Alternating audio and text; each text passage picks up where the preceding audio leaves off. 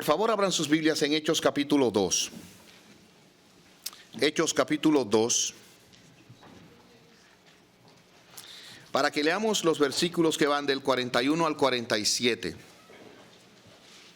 Hechos capítulo 2 del 41 al 47.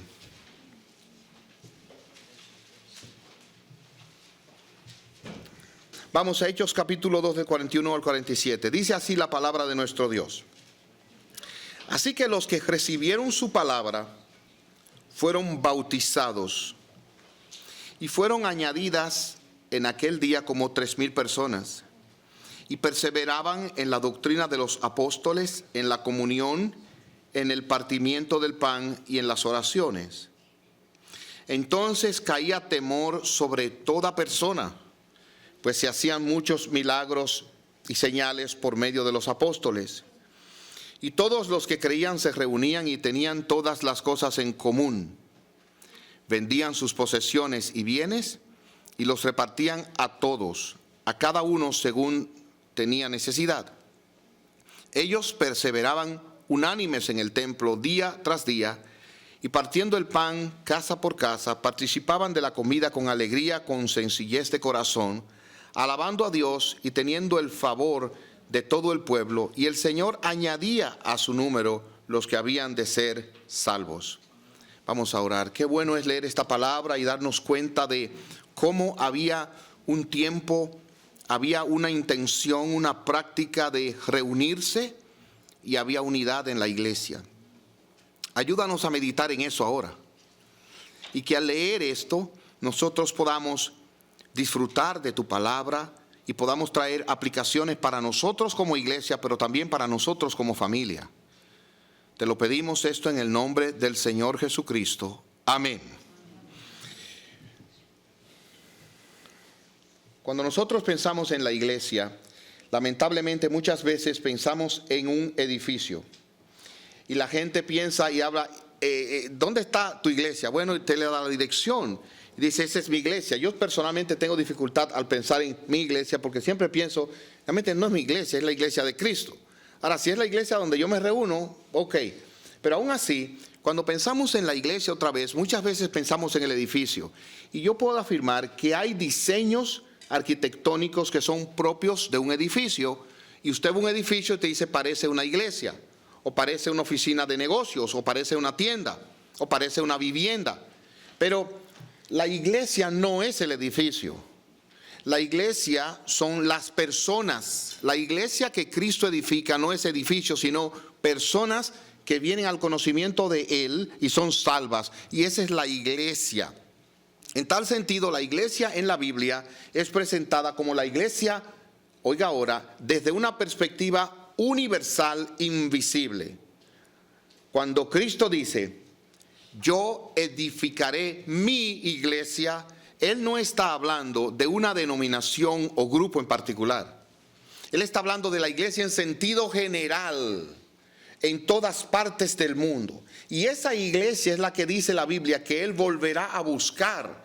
Y esa iglesia será levantada, reunida con Él en el aire, y entonces vendrá y estaremos con Él. Esa iglesia es la iglesia, oiga ahora, en ese sentido invisible e universal, y es universal. Y quiero aclarar, no estoy hablando de una iglesia que tiene el nombre universal por ahí, pero es la iglesia invisible que cuando Cristo venga será levantada, es su pueblo redimido.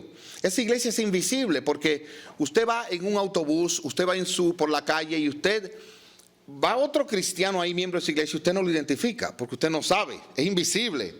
Pero al mismo tiempo es la verdadera iglesia. Esos son los que perseveran hasta el fin, los que son verdaderamente de Cristo. Pero también está en la Biblia presentada la iglesia local. La iglesia local son grupos de personas en distintos lugares que ya sí tienen un nombre, ya sí tienen una afiliación teológica, y por eso hallamos la iglesia bautista, la iglesia metodista y etcétera, ¿verdad? Ahora noten, esa iglesia es visible, como son ustedes visibles, porque usted va y te dice, bueno, aquí están los hermanos de la iglesia. Y esa iglesia es tan distinguible que si llega una persona que no es de esa iglesia, usted dice, bueno, estos somos la iglesia y esta persona es una visita, es una persona invitada. ¿Ok? En ese sentido, la iglesia local es visible, pero miren otra cosa.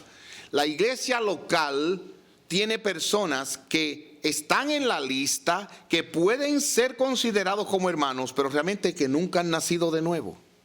Ellos están en la iglesia, vienen a la iglesia y quizás son líderes, pero no llevan una vida consecuente a lo que es ser un cristiano. Ellos dicen que son cristianos, ellos parecen cristianos, se cortan el pelo como cristianos, si existiera tal cosa. Pero oigan ahora, no son cristianos, no han nacido de nuevo. Cuando usted va a verlo en su trato familiar, usted dice, pero es que esta persona está actuando de una manera que no es conforme a Cristo. Desgraciadamente, algunos son chismosos, mentirosos, ladrones. De todo puede aparecer dentro de la iglesia local, porque es visible, la persona hace una profesión de fe, lo recibimos, ya es miembro, pero quién sabe cómo vive. No es parte de la iglesia universal, la iglesia invisible, es parte de la iglesia local. Ahora bien, esa iglesia local es el grupo de personas que se reúnen en un lugar, pero oigan ahora, se reúnen. Y eso es algo que nosotros debemos nunca olvidar. Dios, según el Salmo 133, envía bendición y vida eterna cuando los hermanos están juntos y en armonía. ¿Recuerdan el texto? No solo juntos, porque se puede estar juntos y divididos, pero juntos y en armonía, ni siquiera juntos y en paz. Porque ahora estamos viviendo tan individualmente que hay paz, pero realmente es como que la gente no se mete nadie con nadie. Es como esos matrimonios que viven en paz 50 años, pero es que no hablan uno con otro. Uno trabaja de día, otro de noche. No estoy criticando el que lo haga así, nada más estoy poniendo un ejemplo. Uno trabaja por la mañana, otro de noche y no se ven. Pastor, nosotros no tenemos ningún problema. ¿Por qué? Porque nunca nos vemos. Entonces no hay problema, es como el cementerio. Nunca esos vecinos tienen problemas, pero están muertos. ¿Ven? De manera que aquí hay un asunto que debemos considerar. En la iglesia comparten juntos en armonía y ahí envía bendición y vida eterna. Es la oración de Cristo, Padre, que ellos sean uno como tú y yo somos uno.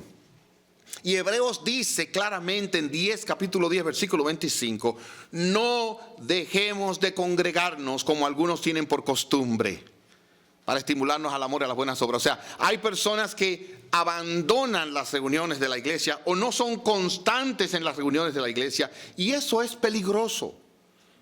Porque entienda la ilustración, un carbón se mantiene encendido cuando está rodeado de otros que tienen fuego. Pero si usted lo apaga, lo aparta, se apaga.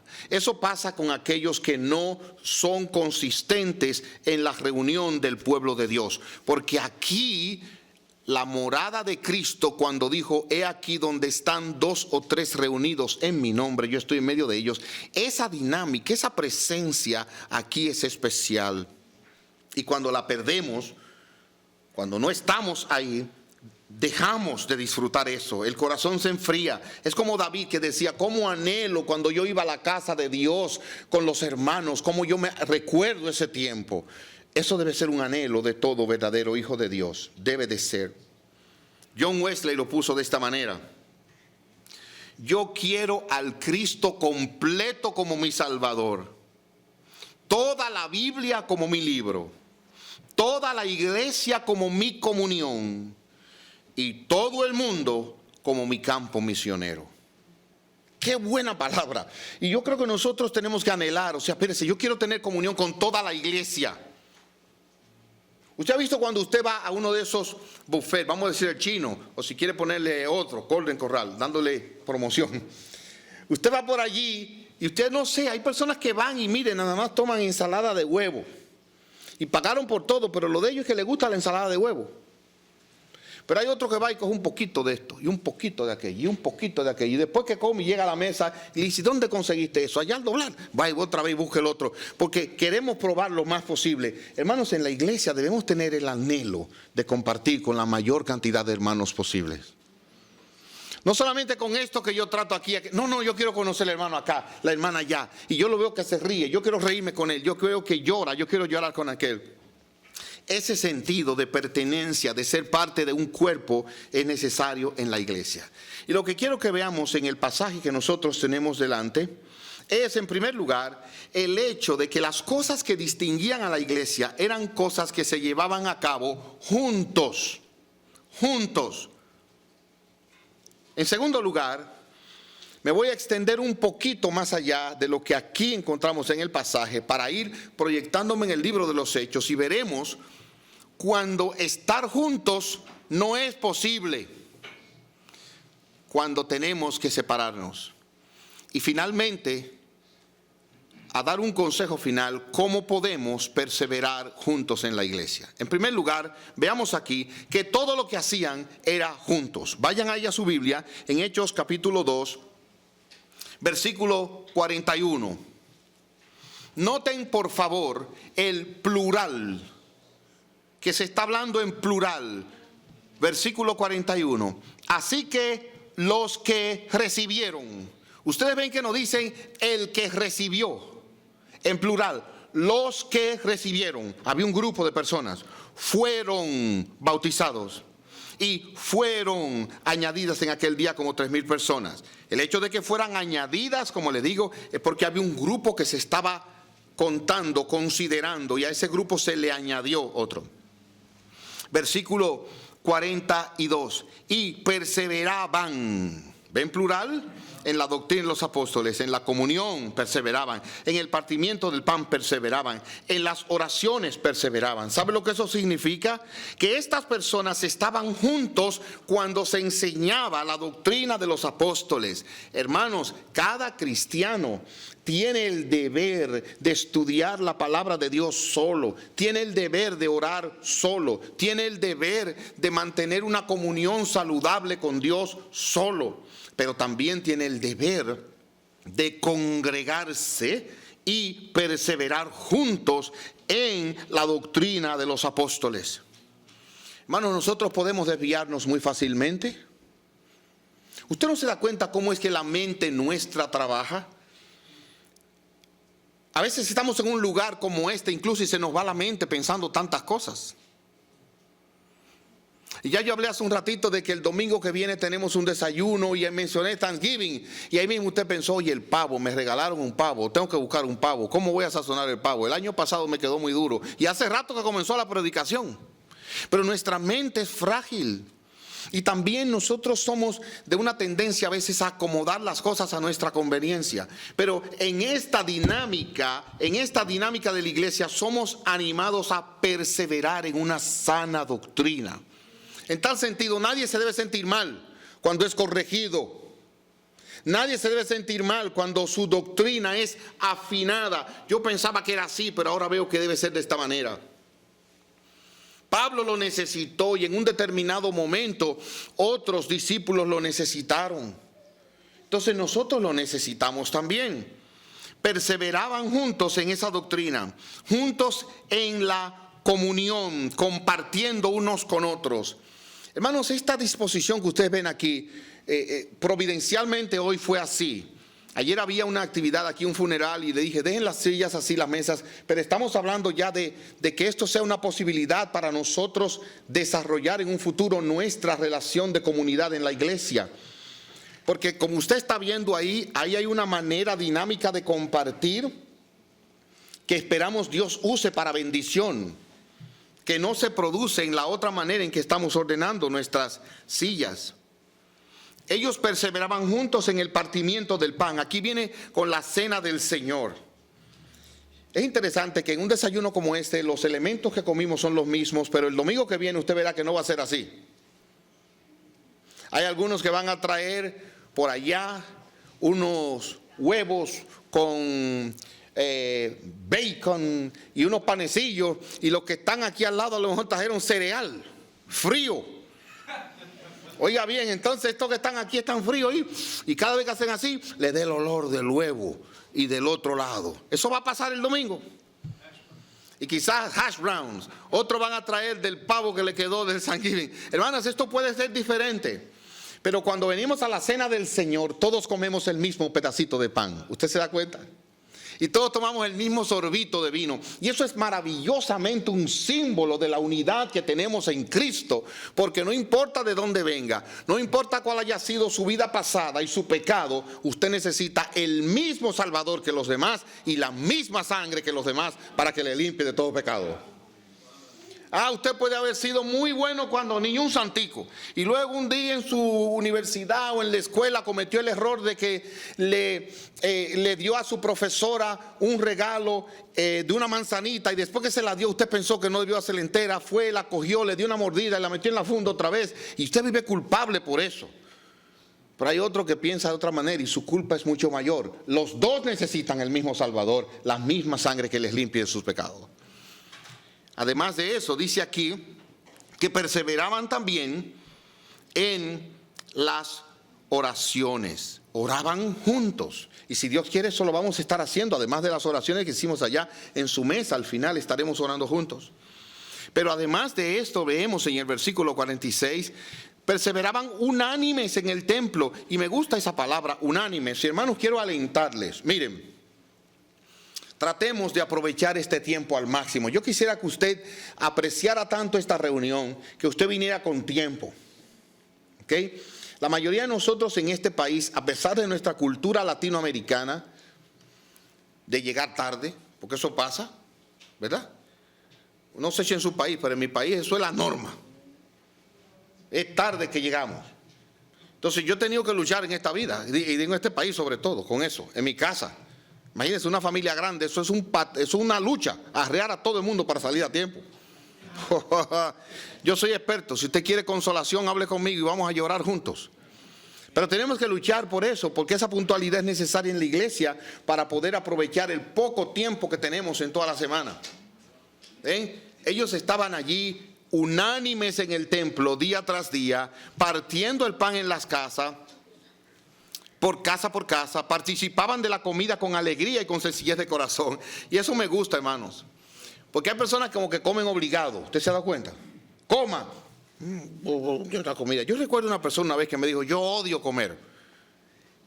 Y ustedes saben que no deberíamos odiar la comida, porque Dios en el huerto del Edén, cuando hizo al hombre perfecto, lo puso alrededor, le dijo: de todos los árboles puede comer, porque era una bendición. De manera que comer es bueno, coma con gusto.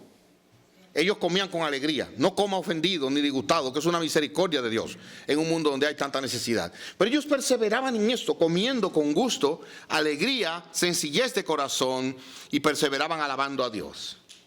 Estar juntos no es solamente, hermanos, estar en el mismo lugar. A veces estar en un mismo lugar es estar juntos, pero la idea aquí, como ven, va más allá. Esto implica compartir, estar unidos. Esto implica tener una mente, un propósito común. En ese sentido estamos juntos en la iglesia. Por eso yo creo, hermanos, que este contexto es ideal. Porque aquí, cuando usted se sienta, no solamente está mirando a uno y otro le mira la parte de atrás, su cabeza. No, aquí estamos mirándonos unos a otros. Estamos dirigidos a compartir y a ejercitar esa unidad modelo de las Escrituras. Que el Señor nos permita hacer eso. Ahora noten algo más. No solamente esto es una marca distintiva de la iglesia, sino que en ocasiones la unidad puede romperse. Estar juntos puede ser un problema. Alguien decía que la iglesia es como el arca de Noé. Había oído eso, ¿verdad? Dicen que Cristo es el arca, pero la iglesia es como el arca. ¿Qué pasó? ¿Qué creen ustedes que pasó en el arca cuando Noé metió todos esos animales allá adentro? Mano, había de todo ahí, ¿verdad? El gallo que madruga y todavía es oscuro y está cantando, y el gato durmiendo a esa hora porque se pasó la noche buscando y persiguiendo los ratones. O sea, ahí en el arca había de todo. Había un elefante gordísimo y una jirafa bien esbelta, bien delgada. Ahí había un león, ahí había un burro, ahí había un perro. O sea, yo creo que la iglesia es verdaderamente una comunidad donde todos somos diferentes. Por eso entiendan, unidad no significa uniformidad. Hay grupos religiosos donde todos usan la misma ropa. ¿Usted lo ha visto por la calle? No, nosotros no entendemos que la Biblia enseña tal cosa. Por lo tanto, usted tiene libertad de ponerse la ropa que le acomode, que le guste, siempre y cuando sea con pudor, sea con reverencia y respeto. Siempre recomendamos tal cosa, por supuesto, porque la Biblia sí lo hace. Pero hay diferencias y la diversidad es algo dado por Dios. La diversidad es algo que Dios da. Por lo tanto, yo quisiera mover sus corazones ahora a que pensemos por un momento qué pasó en el mismo libro de los Hechos, en el capítulo 6. Miren allá, por favor, en el capítulo 6 de Hechos. El versículo 1 nos da inmediatamente un problema que comenzó a surgir en la iglesia.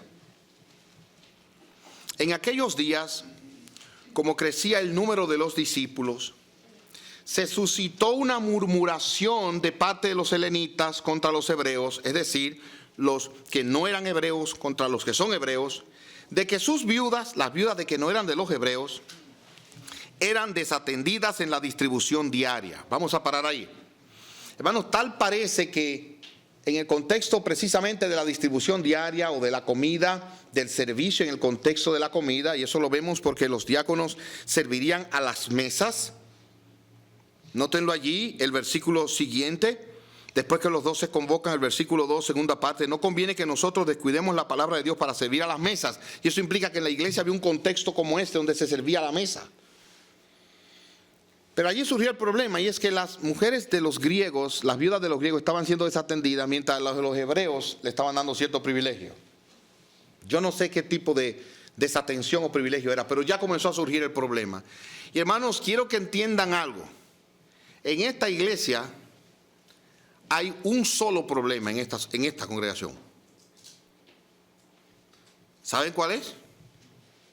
Yo, que soy pecador. Ahora, ¿qué me dice usted de usted?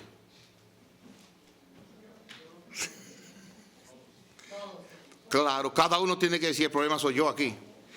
Pero ¿sabe cuál es la tendencia nuestra? Cuando Dios nos llama a decirle, la mujer que tú me diste. O sea, la tendencia mía es buscar al vecino y decirle, esta persona que tú trajiste a esta iglesia es el problema. Pero no, el problema aquí comienza con cada uno de nosotros. O sea, aquí el problema, yo sé, estoy seguro, puedo ser yo. Porque conozco mi pecado. Y nosotros tenemos que comenzar a partir de esa perspectiva objetiva. ¿Cuál? Sí, vamos a tener problemas porque todos somos pecadores. Una de las iglesias que más problemas se nos presenta que dio fue la iglesia de los Corintios. Y Pablo les escribe en 1 Corintios capítulo 12. Oigan ahora el problema que había allá. Mírenlo, por favor, si pueden buscar en sus Biblias. 1 Corintios capítulo 12.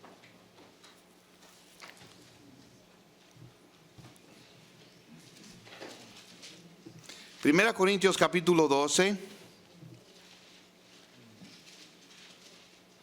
versículo 13 voy a leer. Vamos a leer desde el 12 porque quiero tener todo el contexto. Gracias.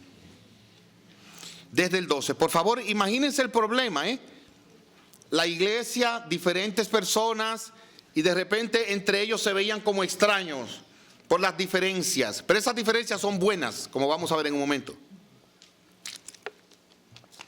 1 Corintios 12 dice, versículo 12, porque de la manera que el cuerpo es uno solo y tiene muchos miembros, y que todos los miembros del cuerpo, aunque son muchos, son un solo cuerpo, así también es Cristo. Porque por un solo Espíritu fuimos bautizados todos en un solo cuerpo. ¿Ven el énfasis de solo? Un espíritu. Tanto judíos como griegos, y estas son las diferencias culturales, tanto esclavos como libres, y eso tiene que ver con una diferencia social. Y a todos se nos dio a beber de un solo espíritu. Hermanos, a pesar de lo diferentes que somos aquí en esta iglesia, unos con pelo negro, otros con pelo blanco, unos con pelo rubio y otros sin pelo, tenemos el mismo espíritu aquí. Hay unos apellidos diferentes, culturas diferentes, pero tenemos un mismo espíritu. Y si usted no tiene ese espíritu, usted no es de Cristo ni pertenece a la iglesia. Pero es así la condición. Usted quiere ser parte de Cristo, salvado por Cristo, tiene que tener el Espíritu de Cristo. Y eso lo tenemos todos si somos de Cristo. Sigo viendo acá. Versículo 14. Ahora oiga, pues el cuerpo no consiste de un solo miembro, sino de muchos. Y eso para mí es tan como jocoso. Tan jocoso, hermanos. El cuerpo no es un solo miembro. ¿Sabe lo que le está diciendo? El cuerpo no es una nariz. Que cuando usted entra por esa puerta, entró la nariz. Y luego viene el otro, viene, ¿y quién es este? Esta es la oreja. Y es toda una oreja de arriba abajo. El cuerpo no es eso. Para mí eso es como jocoso. Y este que viene allí tan redondito, ese es el ojo. No, eso no es así. Él dice, no, el cuerpo no es así.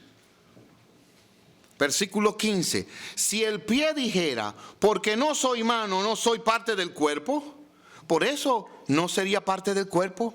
Y si la oreja dijera, porque no soy ojo, no soy parte del cuerpo, por eso no será parte del cuerpo. Si todo el cuerpo fuese ojo, ¿dónde estaría el oído? Si todo fuese oreja, ¿dónde estaría el olfato? Pero ahora Dios ha colocado a los miembros en el cuerpo, a cada uno de ellos como Él quiso. Porque si todos fueran un solo miembro, ¿dónde estaría el cuerpo? No sería un cuerpo. Pero ahora son muchos los miembros y a la vez un solo cuerpo. El ojo no puede decir a la mano, no tengo necesidad de ti. Ni tampoco la cabeza a los pies, no tengo necesidad de ustedes. Muy al contrario, los miembros del cuerpo que parecen ser los más débiles son indispensables. Pero además, a los miembros del cuerpo que estimamos ser de menos honor, a estos los vestimos aún con más honor. Y nuestros miembros menos decorosos son tratados con aún más decoro, porque nuestros miembros más honrosos no tienen necesidad, pero Dios ordenó el cuerpo dando más abundante honor al que le faltaba. Así que no voy a seguir con la lectura hasta aquí. Pero quiero que entiendan esto, hermanos. Nuestras diferencias no nos separan, deberían de acercarnos. Lo voy a repetir. Nuestras diferencias no nos separan, deberían de acercarnos. Hablaba con alguien sobre el matrimonio recientemente. Este querido hermano tiene su novia en México. Y él vive aquí. Le decía, mira, tú sabes lo bueno que es en el matrimonio las diferencias, cuando tú ves la cosa de una manera y tú te das cuenta de que tu esposa la ve de una manera totalmente diferente. Y hay ocasiones en que tú dices, ¿cómo fue que yo me casé con esta mujer? Bueno, Dios los casó por su sabiduría, porque tú necesitabas una persona que la viera diferente a ti. Porque si los dos lo ven de la misma manera, se van por el mismo hoyo. Entonces la diferencia no es una desventaja, es una bendición ordenada por Dios. Somos diferentes y como somos diferentes podemos ver una armonía creada por el Espíritu de Dios. Y ahí que está la clave del asunto. No es que seamos lo mismo, sino que en la diferencia Dios se glorifica. Nadie puede decir, no tengo necesidad de ese hermano o esa hermana que se vaya. No, vamos a luchar para mantenernos unidos. Pero hay ocasiones donde tiene que haber una división. Y eso es lo próximo que voy a hablar. ¿Cuándo debe haber división en la iglesia? En primer lugar, debe haber división cuando hay pecado y no hay arrepentimiento. Pablo le dice en Corinto, la misma iglesia que refería hace un ratito, miren, si esa persona que está ahí no se arrepiente de su pecado porque está viviendo en inmoralidad, sáquenlo. Y el Señor Jesucristo en Mateo 18 dice, si no se arrepiente, ténganle por gentil y publicano, una persona que no es creyente. O sea, donde hay una persona que no toma en serio la sangre del Hijo de Dios y que toma indignamente la cena del Señor, si a la iglesia no lo corta, Dios lo corta. Por eso Pablo le dijo a los corintios, miren, algunos que están tomando la cena indignamente duermen. Eso significa que Dios le quitó la vida. Entonces, cuando hay pecado y no hay arrepentimiento, ahí hay división en la iglesia. Ahí va a haber debe haber una confrontación en la iglesia. En segundo lugar, a veces hay división en la iglesia por causa de la verdad, no necesariamente por causa de pecado. Y se lo voy a explicar de esta manera. Nosotros debemos tomar las escrituras y todo el consejo de Dios. Pero hay un momento en que algunos entienden que esta doctrina es la que debemos seguir y esta es la que tenemos que enfatizar. Y otros dicen, no, mira hermano, creemos que es esta. Y eso puede que cree una división, y eso no tiene que ser un problema. Sencillamente una división saludable, una división de acuerdo. Como alguien dice, estamos de acuerdo en que no estamos de acuerdo. Y ya, eso no significa que somos enemigos. Yo conozco hombres de Dios que se congregan en iglesias diferentes, que están divididos en ese sentido, pero están en armonía, y los conozco trabajando juntos. Y uno piensa que los dones extraordinarios como sanidad, resurrección de muertos, lenguas, todavía están presentes, es un continuista. Y otro piensa que esos dones ya no están, es un cesacionista. Y como consecuencia de esto, uno cree que estos dones están, otro cree que estos dones no están en iglesias distintas, pero pueden predicar juntos en una conferencia y se aman y se entienden bien. Unos creen que Cristo antes, oiga bien, de venir, viene en las nubes, se devuelve, y esos creen que hay un milenio antes de la segunda venida. Otros creen que no existe el milenio. Otros creen el milenio después. Hermanos, esas diferencias escatológicas son verdades que algunos sostienen, pero no tienen por qué dividirnos en enemistad. Nos congregamos en iglesias diferentes, con doctrinas distintas, pero somos hermanos en Cristo. Y finalmente, hay división también por propósito. Por ejemplo, en la iglesia de Jerusalén impusieron las manos sobre Pablo y Bernabé y los mandaron al campo misionero. Alguien puede dividirse de una iglesia en un sentido físico, en un sentido geográfico, porque va al campo misionero. Tiene un propósito, un llamamiento distinto. Y hay algunas causas de división. Ahora, hermanos, la peor división, ¿saben cuál es? La que no es manifiesta y está en el corazón de la gente que sigue asistiendo a la misma iglesia. Esa es la peor, porque ese es un cáncer que no se ha descubierto y está ahí creciendo, un tumor creciendo.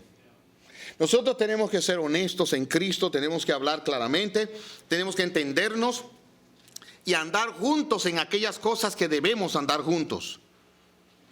Esa división de un corazón murmurador, de un corazón condenador, es lo peor que puede haber en una iglesia. Y estas personas, oigan cómo es que viven.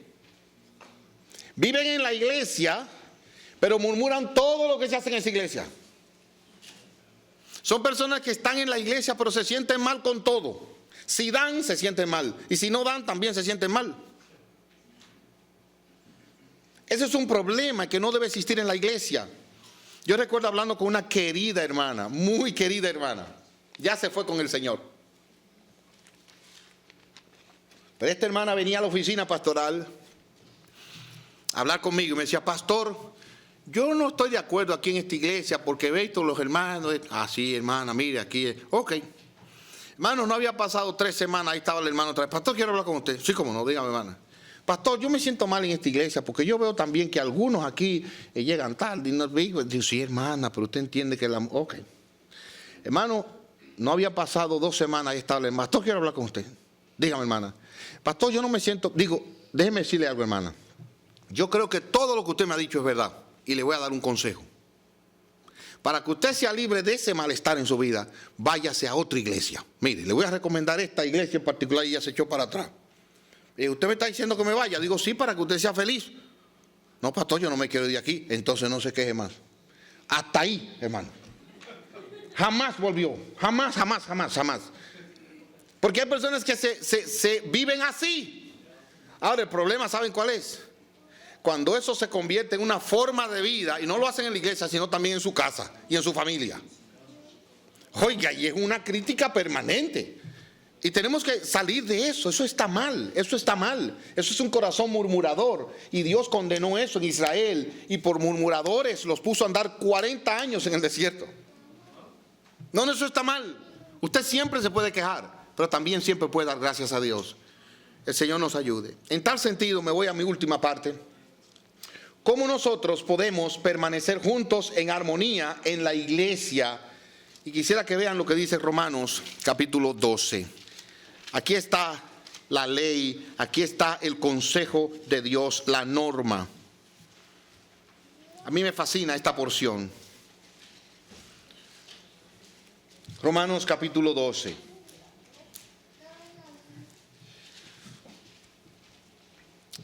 A partir del versículo 9 es que quiero considerar lo que dice aquí la palabra de Dios. A mí me gusta mucho como lo puso Dwight Light Moody, ¿verdad? ¿Es así? Bien, es difícil, el nombre de él es Moody, para que más fácil. Oigan cómo él lo dijo. Hay dos maneras de estar unidos. Una es cuando somos congelados juntos, y nosotros sabemos de eso en este país. Y la otra es cuando somos derretidos juntos en el fuego. Entonces este hombre dice, lo que los cristianos necesitan es estar unidos en amor fraternal. Y así ellos van a experimentar el poder de Dios. ¿Qué es lo que nosotros necesitamos aquí? ¿Estar unidos en qué? Dígame. En amor. Dígamelo claro. ¿Estar unidos en qué? En amor fraternal. En amor fraternal. No es en la misma forma de vestir. No es ni siquiera en la misma forma de hablar. No es ni siquiera en la misma forma de comer. Sino en amor fraternal. ¿Cómo se ve eso? Mire Romanos 12. Versículo 9. El amor sea sin fingimiento,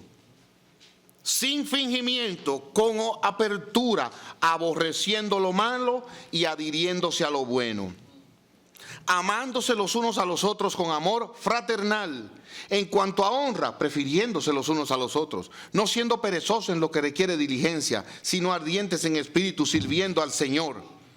Gozosos en la esperanza, pacientes en la tribulación, constantes en la oración, compartiendo para las necesidades de los santos, practicando la hospitalidad. Bendigan a los que les persiguen, bendigan y no maldigan.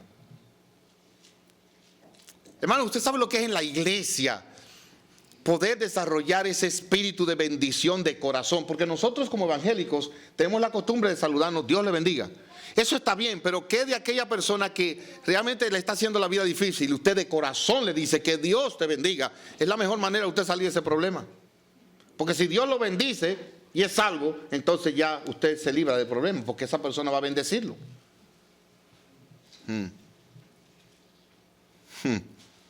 Versículo 14, bendigan los que los persiguen, bendigan y no maldigan. 15, gócense con los que se gozan y lloren con los que lloran. Hermanos, no hay nada mejor para la estabilidad emocional de una persona que ser parte de una iglesia donde se gozan con los que se gozan y lloran con los que lloran. ¿Saben por qué? Porque usted puede venir por el suelo ese día con un abatimiento y una tristeza grande, pero llega a la iglesia y aquella hermanita comparte, ay hermano, después de tanto tiempo que no salí embarazada, ya estoy embarazada, tengo 4 meses y el bebé se parece a mí. Oye, qué alegría, bendito sea Dios. O viene alguien y dice, ya me voy a casar. O viene alguien y dice, hermanos, compramos nuestra casa. O viene alguien y se para, hermanos, tenemos los papeles ya, green card. Nos gozamos con los que se gozan. Esa bendición la tenemos en la iglesia. O si usted viene tan feliz con lo que tiene que se olvida de los otros y ve al otro llorando, dice, ay Señor, ten misericordia, y llora con ese. Eso nada más está en la iglesia. Eso es el amor fraternal. Tengan un mismo sentir los unos por los otros, no siendo altivos, sino acomodándose a los humildes. A mí me fascina eso.